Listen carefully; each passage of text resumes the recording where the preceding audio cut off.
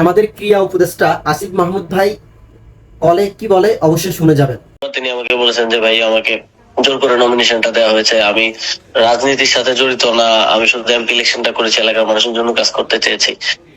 কিন্তু আসল সত্যটা তো হচ্ছে তিনি আসলেই আওয়ামী লীগের রাজনীতির সাথেই আষ্টেপৃষ্টে জড়িত, যেটা প্রমাণ আমরা পেলাম। তাকে বাংলাদেশের পতাকা বহন করতে দেয়া বা বাংলাদেশের জার্সির পরিচয় বহন করতে দেয়া, এটা আমার পক্ষে কোনোভাবেই সুযোগ করে দেওয়া সম্ভব না। ইতিপূর্বে এটা আমি বোর্ডকে এইভাবে না বললো, এখন বোর্ডের প্রতি আমার স্পষ্ট নির্দেশনা থাকবে যে সাকিব আল হাসান কখনোই বাংলাদেশের টিমে আর খেলতে পারবেন না।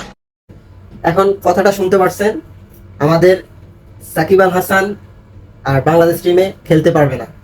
সোজা আমাদের ক্রীড়া উপদেষ্টা আসিফ মাহমুদ ভাইয়ের সোজা নির্দেশ দেওয়া হয়েছে।